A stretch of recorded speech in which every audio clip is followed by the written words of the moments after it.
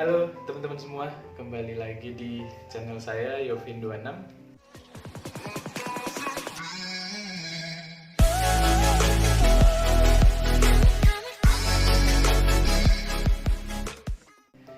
Oke, semoga kalian sehat selalu di sana. Dan terima kasih untuk teman-teman yang sudah support saya hingga saat ini, yang sudah klik subscribe-nya. Dan buat teman-teman yang baru mampir, jangan lupa klik subscribe di channel saya. Oke, teman-teman sekalian, kali ini saya bikin video seperti janji saya yang sebelumnya. Saya ingin bercerita tentang pengalaman ketika pada saat saya melakukan operasi pengangkatan kantung empedu.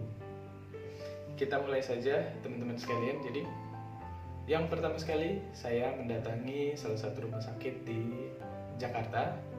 Kemudian saya menuju ke ruang informasi. Saya menuju ke ruang informasi untuk menanyakan perihal jadwal dokter bedah penyakit dalam. Kemudian setelah itu saya menanyakan untuk estimasi biaya operasi batu empedu dengan menggunakan prosedur laparoskopi.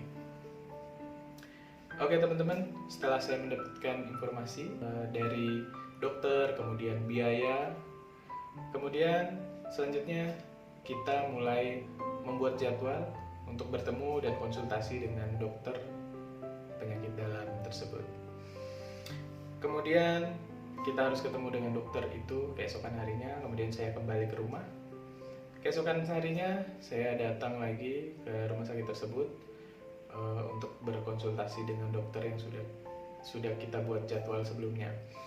Ketika saya bertemu dengan dokter, di sana saya konsultasi dengan dokter dan menyampaikan apa saja yang perlu saya sampaikan.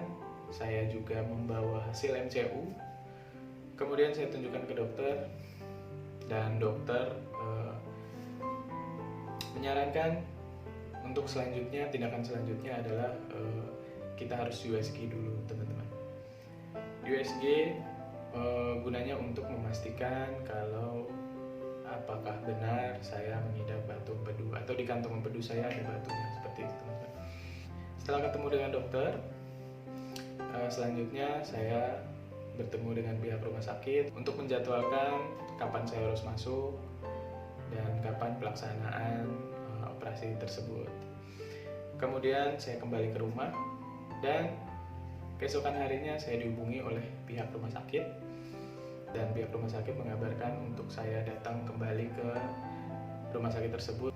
Saya kembali lagi ke rumah sakit dan dari situ saya mulai masuk ke ruang rawat inap. Oke, kemudian setelah masuk ke rawat inap saya dipersiapkan. Hari pertama adalah kita mengecek dulu USG abdomen, mengecek bahwa di dalam kantong empedu saya apakah ada batu atau tidak. Namun sebelum kita ke USG abdomen, saya diminta untuk mengikuti rapid test dan swab untuk memastikan kalau saya bebas dari virus COVID-19. Karena selanjutnya kalau misalnya saya akan melanjutkan ke pembedahan atau operasi, jadi saya harus steril dari virus COVID-19. Oke, setelah saya tes dan saya diinformasikan untuk hasil swabnya itu 3 hari. Kemudian saya pindah ke satu ruangan lagi. Saya menuju ke ruangan USG abdomen, jadi untuk melihat apakah ada batu atau tidak. Kemudian saya ke ruangan tersebut, saya dicek oleh dokter. Setelah dari situ semua proses berjalan lancar, saya kembali lagi ke kamar saya, kamar rawat inap. Setelah dari situ saya menunggu 3 hari untuk menunggu hasil swab tersebut. Di setiap harinya ada dokter umum datang observasi dan memastikan kesiapan saya ketika nanti untuk melanjutkan ke proses selanjutnya, yaitu proses operasi. Setelah keesokan harinya, jadi setelah saya melakukan USG abdomen kemarin dan hari selanjutnya, hari berikutnya hasilnya keluar dan dinyatakan saya memiliki batu di dalam kantong empedu saya. Kemudian jadi kita selanjutnya harus melakukan operasi atau pembedahan yang seperti tujuan saya sebelumnya. Kemudian di hari kedua dokter datang kembali, dokter umum observasi, melihat kesiapan saya, tanya-tanya seputaran kesehatan, dan beliau menyampaikan atau mengumumkan kalau di hari keempat setelah hari ketiga mendapatkan hasil positif atau negatif, setelah di hari ketiga mendapatkan hasil dari hasil swab saya, kemudian di hari keempat kita baru melakukan proses operasi atau proses pembedahan seperti itu di hari yang keempat. Kemudian hari berikutnya di hari ketiga adalah saya diumumkan hasil swab saya negatif dari COVID, jadi saya bebas dari COVID. Kemudian saya dipersiapkan untuk selanjutnya melakukan operasi tersebut. Jadi setiap hari saya distensi, dipersiapkan kesehatan saya dan lain sebagainya. Di hari keempat saya dihimbau atau dikasih tahu oleh dokter bahwa saya harus sudah mulai puasa. Jadi jadwal yang kami tentukan bersama dokter spesialis tersebut, jadi kita tentukan di jam 5 untuk melaksanakan operasi tersebut. Kemudian dari situ setelah mendapatkan jadwal tersebut, saya diminta oleh dokter mulai dari jam 8 pagi sampai di jam 4 tersebut. Jadi makan saya boleh makan itu terakhir di jam 8, teman-teman. Jadi setelah dari jam 8 itu saya sudah tidak boleh makan lagi sampai jam 4 sampai melaksanakan operasi tersebut. Jadi saya tidak boleh minum juga. Namun kalau minum sedikit itu boleh, tapi sedikit sekali. Ketika sudah sampai di jam 10, jam 11 itu memang sudah tidak boleh minum sama sekali walaupun sedikit. Jadi saya harus berpuasa dari jam 8 tersebut sampai kita mulai melakukan operasi pembedahan. Oke, di jam 3 karena saya dijadwalkan jam 4, jadi di jam 3 tersebut saya baru dipasangkan infus untuk persiapan. Setelah itu saya dipasang infus di jam 3, kemudian saya menunggu jadwal sampai jam 4. Sembari saya menunggu, kebetulan saya bersama istri tercinta. Kemudian istri saya bercanda waktu itu, jadi dia meledek saya. Dia bilang kalau hati-hati kamu nanti kalau misalnya pada saat operasi akan berlangsung, kamu nanti dipasang selang besar dan dipaksa masuk ke dalam, itu nanti mulut kamu berdarah-darah seperti itu. Jadi dia kayak seolah-olah menakuti saya.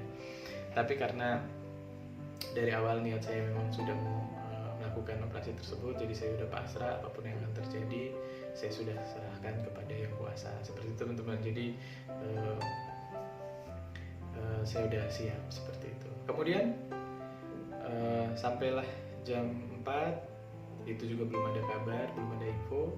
Nah, pada saat itu saya coba untuk menelpon keluarga saya, terutama ibu saya, menyampaikan kalau sebentar lagi nanti saya akan masuk ke ruang operasi.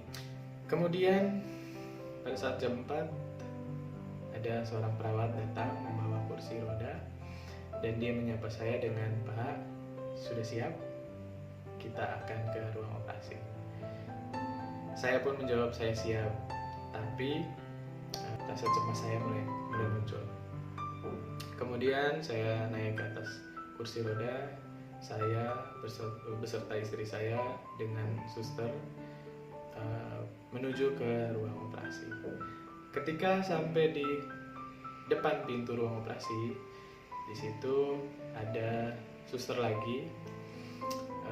Kebetulan mereka saling handover, menyampaikan pasien ini siapa dan bla bla bla, mereka handover. Kemudian setelah handover selesai,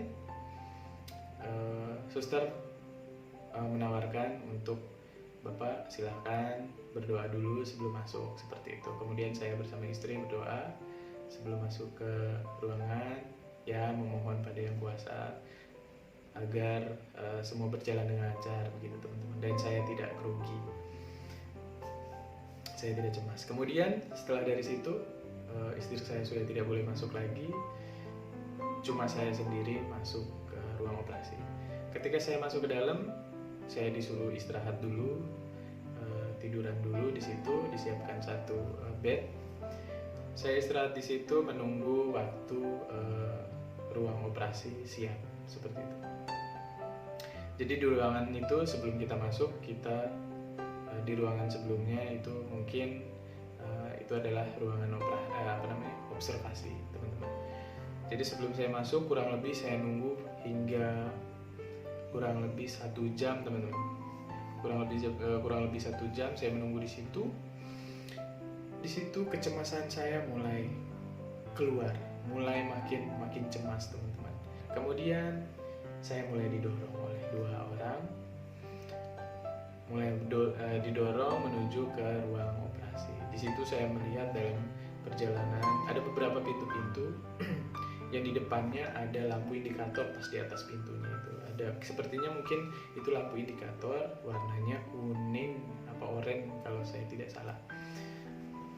Jadi ada beberapa lampu yang nyala, ada beberapa lampu yang mati. Mungkin saya bisa bilang itu kalau misalnya lampu tersebut menyala, artinya di dalam sedang ada pasien yang sedang dioperasi seperti itu. Dan kalau misalnya lampu itu mati, berarti sedang tidak ada aktivitas di dalam. Dan pada akhirnya masuklah saya ke ruangan operasi. Ruangan tersebut dibuka, pintunya buka lebar, saya didorong masuk. Yang pertama sekali saya melihat, wow, ruangannya seperti ini dan ada lampu bulat di atas. Lampunya belum nyala waktu itu, tapi lampunya bulat, sepertinya warna putih kalau nyala. Saya masuk, saya makin was-was, makin takut teman-teman.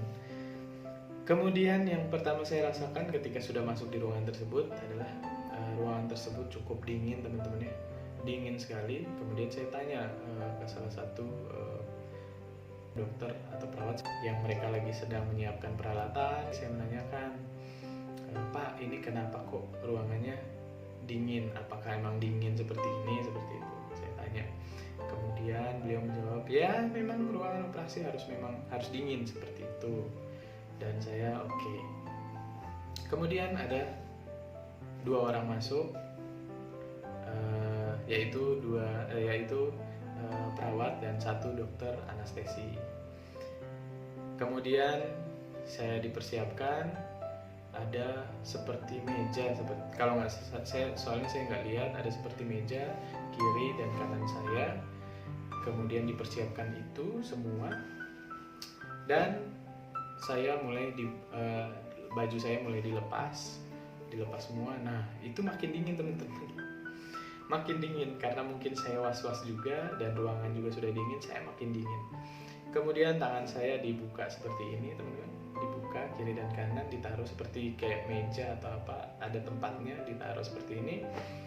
Kemudian di tangan kiri saya itu adalah infus, dan di tangan saya itu mulai dipasang seperti alat tensi, semacam tensi. Jadi dia press, terus tiba-tiba kendor lagi, terus nanti dia press lama, terus dia kendor lagi, seperti itu. Sepertinya alat di sini adalah tensi, karena saya udah nggak mau lihat kiri kanan lagi teman-teman, jadi saya fokus ke lampu besar itu. Kemudian dokter anestesi bertanya kepada saya, Pak, namanya siapa? Saya menyampaikan nama saya. Kemudian dokter tersebut membriefing saya. Jadi dia menyatakan bahwa, Pak, nanti kita akan bius total Bapak, tapi Bapak nggak usah panik ketika mungkin proses operasi sedang berjalan, tiba-tiba Bapak sadar, terus ada selang di dalam mulut Bapak. Dimohon Bapak jangan panik seperti itu. Nanti Bapak dengarkan saja instruksi dari kita. Ketika kita bilang Bapak buka mulutnya, nah ikutin aja instruksi dari kita, dan kemudian nanti kita akan cabut. Dari situ saya berpikir makin aneh, saya makin takut teman-teman. Jadi apakah saya nanti pada saat dioperasi saya tiba-tiba bangun dan masih ada selang seperti itu teman-teman. Jadi ya saya makin panik. Terus kemudian saya berpikir ke belakang. Pada saat istri saya bercanda, dia bilang nanti ada yang masukin selang sebesar itu, masukin nanti berdarah. Wah, saya makin takut. Kemudian dengan kepanikan saya itu, saya coba rileks, saya coba tenangkan diri saya sendiri. Kemudian ada seorang perawat, dia menanyakan, "Dok, gimana? Apakah kita sudah boleh masukkan obat ini?" Seperti itu. Kemudian dokter anestesi tersebut dia bilang, "Oh ya, kita sudah siap, silahkan," seperti itu. Namun saya tidak ketemu sama dokter spesialis bedah yang akan menangani saya seperti itu. Sepertinya pada saat saya sudah tidak sadar baru beliau masuk sepertinya. Jadi saya tidak ketemu pada saat saya sadar, pada saat saya akan mulai dioperasi seperti itu. Dan kemudian dokter anestesi tersebut dia berada di sebelah sini, berdiri di saya. Kemudian dia menanyakan, "Pak, Bapak kerja di mana?" Kemudian saya bilang, "Saya bekerja di sini, Dok, lokasinya di sini." "Oh gitu." Kemudian perawat tersebut sudah mulai memasukkan obat. Dan di situ pada saat obat masuk, saya kaget, sedikit kaget karena memang sakit sekali teman-teman ya. Jadi masuk tekes, ya bukan nggak sakit sekali tapi rasanya kayak ditusuk jarum, kayak lagi disuntik seperti itu, karena mungkin obat mulai bereaksi. Kemudian dokter anestesi menanyakan, "Oh iya, Bapak kerjanya di sini ya, kerjanya bagian apa?" gitu. Kemudian saya menjawab, "Iya Dok, saya kerja di sini, saya kerja di bagian." Kemudian saya langsung tidak sadarkan diri. Terakhir saya merasakan seperti itu. Yang saya tahu terakhir saya seperti itu. Jadi pada saat saya mau menjawab, saya kerja di bagian, tiba-tiba langsung saya sudah tidak sadarkan diri teman-teman. Nah, ada satu sebelum saya tidak sadarkan diri pada saat saya masih komunikasi sama dokter, itu ada rasa dari sini tuh seperti ada yang menjalar, mulai area ini mulai tidak berasa, mulai kebas, dan langsung saya tidak sadarkan diri begitu teman-teman. Jadi memang obatnya mantap. Kemudian proses berjalan, saya sudah tidak sadarkan diri, saya nggak tahu berapa lama, tiba-tiba saya sadar itu saya sudah di ruangan yang operasi, di ruangan observasi yang sebelum saya masuk teman-teman.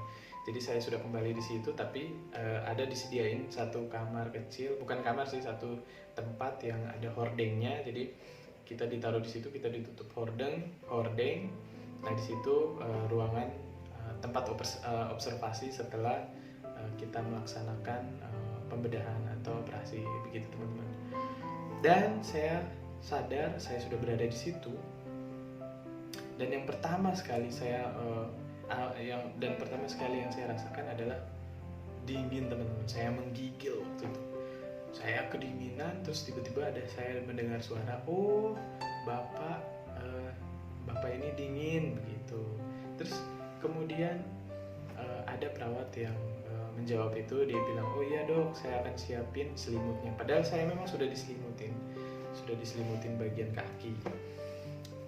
Dan satu selimut itu hangat teman-teman. Selimut itu sudah hangat ketika nutupin begitu. Jadi bukan karena selimutnya tebal terus hangat, tapi kayaknya memang selimut tersebut sebelum dikasih ke pasien memang sudah dihangatin duluan seperti itu teman-teman. Jadi tiba-tiba tiba-tiba ada perawat yang bawa selimutnya dilipat di bentuk panjang seperti itu, kemudian ditutup di kepala saya seperti ini. Jadi ditutup seperti ini teman-teman. Dan selimut itu memang hangat, memang sengaja dihangatin seperti itu. Tutup, saya merasa lebih baik, tapi karena saking dinginnya, mungkin karena saya di ruangan operasi itu mungkin ya 1-2 jam mungkin ya, saya nggak tahu, 1-2 jam. Saya nggak lihat jadwalnya juga, saya nggak lihat jamnya, saya selesainya jam berapa. Kayaknya sih sepertinya kurang lebih 1-2 jam. Nah, saya berpikir nah di saat operasi itu kan saya cukup lama, 1-2 jam. Nah mungkin tubuh saya tuh sudah mulai dingin sekali seperti itu. Jadi memang saya masih menggigil walaupun sudah dikasih selimut, sudah ditutup seperti itu. Dan untuk bayangan saya, penglihatan saya itu masih belum jelas. Jadi terkadang itu saya memang merasakan dingin, sakit di bagian perut sini, dan masih dengar suara. Kalau untuk penglihatan itu masih buram, kadang terang, kadang putih lagi hilang, seperti itu teman-teman. Dan yang paling berasa itu adalah yaitu saya dingin sekali.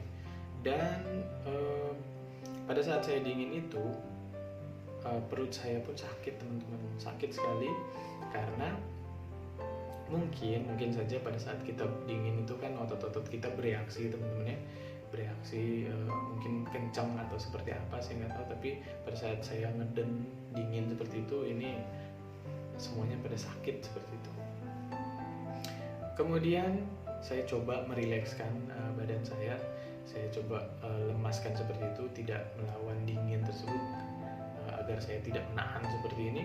Saya coba rilekskan seperti itu, dan rasanya enak teman-teman. Jadi perut saya pun tidak ada rasa sakit gitu. Tapi karena memang saya tidak bisa melawan dingin tersebut, tidak bisa menahan dingin, ya tetap aja saya menggigil seperti itu teman-teman. Tetap saya menggigil. Kemudian dengan pandangan yang masih buram, saya mendengar ada satu suara lagi, bahwa sepertinya dokter yang menyampaikan tersebut, dia mengatakan tolong hubungi ruang rawat inap Bapak ini, karena dia sudah siap untuk dibawa ke ruang rawat inap gitu. Jadi kita pindahkan Bapak ini ke ruang rawat inap seperti itu. Jadi beberapa menit kemudian saya mulai didorong kembali teman-teman. Saya mulai didorong kembali itu menuju ke pintu keluar dari ruangan observasi, dari ruangan operasi tersebut. Kemudian saya sampai di pintu, di situ saya melihat istri saya juga ada dengan satu perawat. Mereka membawa bed lagi gitu. Jadi ada 2 bed, saya bed dari ruang operasi, kemudian mereka bawa bed satu lagi dari ruang rawat inap. Kemudian dipepet seperti itu. Perawatnya saling handover, entah mereka handover apa, di situ mereka saling komunikasi. Kemudian sudah beres, dan suster tersebut dia menyampaikan kepada saya, Pak, silahkan pindah ke bed yang satunya, Bapak pindah sendiri ya, seperti itu. Kemudian saya mencoba untuk pindah sendiri. Jadi saya angkat perut, geser, terus angkat perut, geser gitu. Saya berusaha. Tapi pada saat saya geser itu sakit sekali teman-teman. Jadi rasa sakit itu memang rasa sakit, karena ya namanya luka ya. Gitu. Itu saya rasa sakit, tapi saya berusaha sendiri. Saya coba gitu, geser pelan-pelan. Kemudian saya sudah sampai di sebelah. Nah pada saat itu saya berpikir, kenapa saya tidak dipindahkan dengan menggunakan papan atau apa semacam papan lah yang tipis, karena pasien sebelumnya itu dipindahkan seperti itu. Jadi ini ada pasien, dia tidur di atas bed, nanti pasiennya diangkat seperti ini, terus dikasih semacam papan tipis seperti itu, terus ditaruh lagi, terus diangkat sama 2 orang perawat tersebut, diangkat, dipindahkan, terus nanti pasiennya diangkat seperti ini, papannya diambil, terus diturunin lagi ke bed, diturunin lagi di bed itu gitu. Saya pikir saya harusnya seperti itu juga, tapi kenapa saya pindah sendiri begitu teman-teman. Walaupun saya bisa, tapi memang cukup sakit. Tapi ya sudahlah, karena semua sudah berjalan dan saya juga bisa melakukan seperti itu. Akhirnya saya menuju ke ruang rawat inap. Setelah sampai di ruang rawat inap, teman-teman, kesadaran saya mulai sempurna. Dan yang pertama sekali teman-teman, yang saya lakukan adalah saya bertanya kepada istri saya bertanya, saya bilang, di mana handphone saya, seperti itu. Kemudian istri saya mengambil handphone saya, dia memberikan kepada saya membuka handphone saya melihat sudah jelas. Yang pertama sekali teman-teman tahu, saya buka nomor kontak dan saya mencari nama ibu saya. Saya mencari nama ibu saya, nomor nama ibu saya. Kemudian dalam waktu itu saya langsung telepon, saya menyampaikan kalau operasi sudah selesai, semua berjalan dengan lancar. Dan teman-teman tahu kenapa saya menelpon ibu saya? Karena saya mau memastikan kalau saya dalam keadaan sehat dan biar ibu saya stop juga berdoanya. Jadi yang saya takutkan kalau misalnya saya tidak sempat kabari, bisa saja ibu saya itu berdoa terus menerus sampai pagi seperti itu teman-teman. Jadi saya telepon, saya menyampaikan dan saya bilang sudah Bu, semua sudah selesai. Ibu boleh silakan istirahat, jangan cemaskan saya dulu, nanti besok pagi kita lanjut lagi seperti itu. Nanti saya akan kasih tahu perkembangan kesehatan saya selanjutnya seperti itu. Dan ibu pun menjawab ya dan menyampaikan mudah-mudahan saya cepat pulih seperti itu, dan terima kasih sudah berjalan dengan lancar untuk operasinya seperti itu. Jadi kenapa saya harus menghubungi ibu saya biar beliau tidak terus-terusan berdoa sampai pagi gitu teman-teman. Kemudian setelah saya menghubungi ibu saya sudah selesai, saya pun beristirahat. Dan kebetulan sekali karena operasi itu kan di jam 7 ya, saya masuk jam 6, kayaknya sih sepertinya jam 7 baru mulai, karena saya di situ saya menunggu cukup lama di ruangan observasi. Setelah masuk ke ruangan sepertinya jam 7 saya dibedah. Sepertinya saya kembali lagi dirawat inap itu jam-jam sekitar jam 9-an seperti teman-teman. Jadi beruntungnya adalah sampai jam 9, jadi saya juga sudah mulai ngantuk, saya istirahat, saya tidur seperti itu teman-teman. Jadi saya tidur karena itu malam hari, jadi semuanya rileks kembali. Saya pada saat istirahat itu saya tidak merasakan sakit atau apa, ya paling cuma nyut-nyut dikit, kadang kaget seperti itu teman-teman. Jadi memang tidak sakit, karena beruntungnya itu yaitu karena malam hari, jadi istirahat lebih enak seperti itu. Kemudian besok pagi saya kebelet pengen buang air kecil. Di situ saya coba bangun sendiri tapi tidak bisa karena sakit begitu. Sakit dan takut kalau misalnya saya paksa nanti ada apa-apa dengan luka saya begitu. Kemudian saya coba sampaikan ke istri, saya bilang suruh bantu saya untuk mengangkat saya dari belakang dengan masukkan tangannya seperti ini. Cuma saya berpesan, saya bilang jangan paksa dorong, saya ditahan aja, saya coba mau bangun sendiri seperti itu teman-teman. Kemudian saya coba bangun sendiri tapi tidak bisa, dan dibantu sama istri saya. Kemudian saya bangun, duduk, rasa sakit tapi sudah tidak terlalu sakit. Kemudian saya duduk di atas bed tersebut, saya coba turun ke bawah. Itu pun bisa, istri saya mau bantuin tapi saya bilang jangan bantuin saya mau coba sendiri dulu. Kalau misalnya saya tidak bisa, nanti saya akan minta bantuan seperti itu teman-teman. Kemudian saya bisa sendiri, saya berdiri, saya masuk ke kamar mandi, ke toilet, buang air kecil sampai selesai. Saya kembali pun semua saya lakukan sendiri pada saat itu, pada saat keesokan hari di pagi hari gitu teman-teman. Jadi saya pikir ya memang pemulihannya sangat cepat.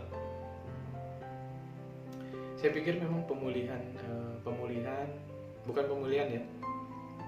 Saya pikir karena pembedahannya itu kecil dan lain sebagainya, jadi saya bisa melakukan hal itu gitu. Gimana kalau misalnya pembedahan itu konvensional yang bedah besar, kayaknya sih saya tidak mampu untuk bangun sendiri kayaknya teman-teman. Jadi karena ini menggunakan prosedur laparoskopi, jadi malamnya pembedahan, paginya itu saya udah bisa bergerak seperti itu, udah bisa duduk pula, dan sakitnya itu tidak terlalu sakit walaupun memang masih sakit karena luka seperti itu. Kemudian saya duduk kembali di bed dan saya mau coba tidur sendiri, itu sakit dan ada rasa takut. Takutnya kenapa teman-teman? Jadi kalau misalnya saya mau tidur seperti ini, takutnya ada tegangan di perut saya ketika kita mau rebahan seperti ini kan, ada tegangan, ada tarikan di perut yang saya takut. Jadi lukanya membesar atau malah tidak yang seperti kita inginkan begitu teman-teman. Jadi walaupun saya berpikir saya bisa seperti itu, saya bisa langsung tidur. Kemudian saya minta tolong lagi ke istri saya untuk membantu saya pelan-pelan menidurkan saya seperti itu. Kemudian istri saya membantu, kemudian saya tidur. dan itu bisa. Kemudian istri saya di jam 7 jam 8 pagi itu dia harus kembali ke rumah karena memang ada satu dan lain hal di rumah, jadi memang harus balik. Nah di situ saya sendiri di rumah sakit tersebut, teman-teman. Saya sendiri sampai siang. Jadi ada beberapa kali saya bolak-balik ke kamar mandi 2 kali atau 3 kali untuk buang air kecil. Itu saya udah bisa sendiri, teman-teman. Jadi di jam 10 sampai jam 12 itu ada 2 kali saya buang air itu saya udah bisa sendiri. Jadi udah bisa bangun sendiri, udah bisa berdiri dan pergi ke toilet seperti itu. Saya pikir sih ya memang cukup pemulihan ya, cukup bagus seperti itu, cukup cepat. Dan mungkin karena pembedahannya kecil jadi resikonya kecil. Begitu, teman-teman, lebihnya yang saya rasakan. Kemudian saya mulai makan besar. Saya dikasih makan siang. Kemudian saya mulai makan. Di jam 1-nya saya didatangi oleh dokter saya didatangi oleh dokter jam 10 itu saya didatangi dokter dokter umum. Saya didatangi dokter umum, memeriksa keadaan saya, observasi dan lain sebagainya. Kemudian semua berjalan dengan lancar. Setelah itu saya makan siang, dan di jam 3-nya dan di jam 1 siang saya kedatangan dokter lagi. Yang datang adalah dokter yang menangani saya, yang operasi, dokter penyakit dalam tersebut. Dia datang untuk mengobservasi saya, seperti itu, teman-teman. Kemudian beliau datang, dia menanyakan gimana keadaannya. Saya bilang baik. Keluhannya apa? Beliau nanya seperti itu. Namun saya masih berpikir tadi sakitnya apa aja ya, seperti itu. Saya masih berpikir seperti itu. Dokter langsung berkata, kamu mikirnya lama, berarti memang sudah tidak ada sakit, seperti itu. Kemudian saya tetap menjelaskan kalau ada beberapa titik yang memang masih sakit, seperti itu, dok. Terus saya bertanya apakah saya boleh bangun dan pergi sendiri tanpa bantuan, seperti itu. Dan dokter bilang tidak masalah, yang penting hati-hati. Kemudian dokter bilang, coba saya melihat luka kamu, seperti itu, angkat bajunya. Saya angkat baju. Nah di situ ada dari 4 titik itu 2 yang rembes, teman-teman. Kemudian 2 yang rembes itu ada 1 yang cukup banyak rembesannya, darahnya itu cukup banyak. Kemudian dokter meminta untuk diganti, meminta kepada perawat untuk diganti bagian rembesan yang besar tersebut. Dan yang kecil itu beliau tidak memintanya untuk diganti. Beliau menyampaikan ke saya, kenapa saya tidak ganti, karena itu untuk selanjutnya akan kita observasi lagi, seperti itu. Jadi di minggu berikutnya kita akan observasi. Dan yang mengejutkan lagi, teman-teman, beliau mengatakan kalau kamu sudah boleh pulang nanti sore di jam 3 kamu udah boleh pulang. Wow, di situ saya langsung kaget, teman-teman. Kenapa? Karena saya masih merasakan sakit, tapi dokter sudah membolehkan saya untuk pulang, seperti itu. Saya pikir nanti saya kenapa-napa di rumah atau bagaimana, seperti saya menanyakan, dok, apa tidak masalah gitu. Kata dokter, kalau dilihat seperti ini kamu sudah boleh pulang, kata dia, seperti itu. Jadi tidak apa-apa. Tapi kalau kamu masih mau di sini beberapa hari lagi tidak masalah. Tapi kalau kamu mau pulang pun itu sudah tidak jadi masalah. Saya melihat kamu seperti ini, perkembangannya besar, bagus, kamu sudah boleh pulang, seperti itu. Kemudian saya konsultasi sama istri, dan istri pun menyetujui kita pulang, seperti itu. Jadi sore itu kita langsung pulang. Jadi saya cuma istirahat dihitung berapa jam aja. Jadi malam dioperasi, sorenya saya sudah bisa pulang, teman-teman, sudah bisa ke rumah. Dan pergerakan saya juga sudah mulai lincah. Jadi saya kamar mandi itu sudah sendiri, ke toilet saya sudah sendiri, bangun pun saya sudah bisa sendiri, seperti itu. Jadi saya berpikir ya saya bisa pulang, seperti itu. Kemudian saya prepare dan lain sebagainya. Istri saya mulai mengurus administrasinya dan lain sebagainya, obat-obatan. Di jam 6 sore kita pulang. Sampailah di rumah, karena itu malam, saya istirahat lagi sampai keesokan hari. Itu saya bisa hitung, berarti itu adalah hari yang kedua. Hari yang kedua saya sudah aktivitas ya sudah cukup lincah.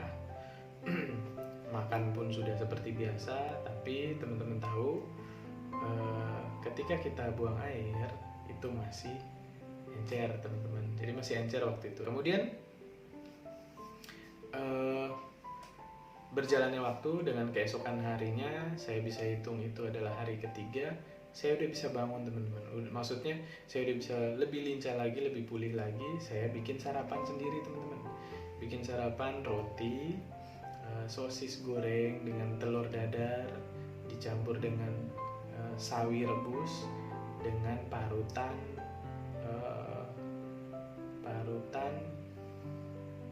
wortel, dengan parutan wortel. Kemudian saya bikin roti seperti itu. Tiap pagi saya makan itu, teman-teman. Nah, ketika saya makan roti untuk sarapan, itu pun di hari yang ketiga itu masih ada encer. Tapi kalau ketika makan siang itu sudah seperti biasa lagi, sudah padat lagi. Kemudian di hari yang keempat saya makin membaik, teman-teman ya. Ini benar, saya makin membaik. Di hari keempat saya bikin sarapan juga sendiri. Saya menyiapkan sama sarapannya roti plus itu sosis goreng, terus kemudian telur dan lain sebagainya. Saya menyiapkan sendiri. Saya makin fit, makin lincah. Di hari keempat itu sudah tidak ada lagi buang air yang cair, teman-teman. Jadi sudah seperti biasa lagi. Saya makan seperti normal, itu juga sudah padat seperti itu. Kemudian di hari yang keempat itu juga saya sudah bisa naik motor, teman-teman, karena saya udah bosan di rumah juga. Saya udah bisa pakai motor, saya jalan-jalan muter-muter seperti itu, jadi biar menghilangkan kebosanan. Nah, di hari keempat saja saya sudah bisa mengendarai motor, teman-teman. Kemudian setelah itu di hari yang kelima, teman-teman ya, di hari yang kelima saya coba makan ayam goreng. Saya coba makan ayam goreng, saya goreng sendiri, saya coba makan. Saya mau, itu gunanya untuk apa? Saya mau mau melihat ada reaksi apa ketika saya makan gorengan seperti itu, teman-teman. Ketika saya makan ayam goreng tersebut tidak apa-apa, perut tidak sakit, saya buang air besar pun tidak encer, seperti itu. Tidak ada gangguan sama sekali di hari yang kelima, teman-teman. Itu sudah semua sudah normal. Saya pikir ya itu, kalau memang kita menggunakan laparoskopi, ya pemulihan memang cepat dan mungkin saja karena kondisi saya juga bagus, pemulihannya juga bagus, jadi semuanya bagus gitu. Saya tidak ada kendala yang cukup berarti buat saya, ya, seperti itu, teman-teman. Kemudian di hari ke-7 ya, hari ke-6 saya lewati seperti biasa. Di hari ke-7 kita kembali lagi ke rumah sakit tersebut, janjian lagi sama dokter, karena dokter akan mengobservasi selanjutnya selama seminggu seperti apa, seperti itu. Kemudian bertemu sama dokter yang menangani saya sebelumnya. Dia melihat luka saya, tidak ada rembesan, semua sudah aman. Kemudian perbannya dibuka semuanya. Perban saya ada 4 titik tersebut dibuka sama dokter, dan hasilnya adalah semuanya kering, teman-teman, dan sudah sembuh. Sudah sembuh itu maksudnya jaringan kulit itu sudah menyatu kembali, teman-teman, seperti itu. Kemudian dokter memberikan saya salep untuk mungkin seperti antibiotik lah, bisa kita bilang seperti antibiotik. Saya bertanya kepada dokter, "Dok, gimana saya sudah bisa aktivitas kembali?" Kata dokter, "Oh, bisa, kamu silakan aja aktivitas seperti biasa." Kemudian selesai konsultasi, saya terima kasih juga sama dokternya. Saya kembali ke rumah. 1 hari saya istirahat, kemudian keesokan harinya saya sudah mulai masuk kantor kembali, sudah beraktivitas seperti biasa. Jalan seminggu, semuanya baik-baik saja, tidak ada keluhan dan lain sebagainya. Cuma terkadang ada beberapa di dalam satu minggu itu ya mungkin 1 hari 2 hari saya terkadang masih cair juga teman-teman, seperti itu. Entah saya tidak kontrol makan goreng, yang goreng-goreng atau lain sebagainya, saya tidak ingat. Tapi ya di 1 minggu itu ada saja yang masih encer ketika saya buang air besar, seperti itu teman-teman. Dan overall sampai hari ini lebih sehat, tidak ada keluhan yang berarti. Sampai hari ini saya merasa biasa saja, saya makan apa saja pun tidak ada masalah. Cuma yaitu pesan saja buat teman-teman, jangan sampai kita makan yang banyak lemaknya atau goreng-goreng seperti itu teman-teman. Jadi kita sama-sama jaga. Begitu teman-teman ceritanya. Terima kasih buat kalian semua yang sampai saat ini masih mendengarkan cerita dari saya ini. Terima kasih sekali. Dan jangan lupa untuk subscribe teman-teman. Oke, saran saja dari saya itu adalah kalau pada saat operasi yaitu kita memilih menggunakan laparoskopi karena pemulihan itu sangat cepat. Itu yang saya alami teman-teman. Kemudian siapkan mental, siapkan dana. Yang pastinya jangan lupa berdoa dan semangat teman-teman. Tidak perlu takut, tidak perlu panik, karena apa yang kita lakukan ini menurut saya itu adalah yang terbaik, karena kita mengangkat penyakit ya yang kita derita seperti itu teman-teman, biar kita bebas dari penyakit. Seperti itu teman-teman. Oke, jangan lupa subscribe channel saya teman-teman. Dan bila ini bermanfaat dan teman-teman ingin menginformasikan video ini kepada teman-teman, silahkan di-share. Dan jangan lupa komen jika ada pertanyaan atau saran atau kritik buat saya sekalipun, silahkan komen di kolom komentar teman-teman. Terima kasih banyak teman-teman sekalian yang sudah support. Sekali lagi jangan lupa subscribe. Oke, jangan lupa subscribe ya teman-teman ya channel saya, biar saya makin semangat berkarya dengan video saya yang berikutnya, biar ide saya makin cemerlang lagi, makin semangat lagi membuat video-video berikutnya. Oke teman-teman, sampai jumpa kembali. Terima kasih, semoga sehat selalu semoga kita selalu sehat, juga semangat teman-teman. Jangan lupa untuk selalu hidup sehat. Oke, bye.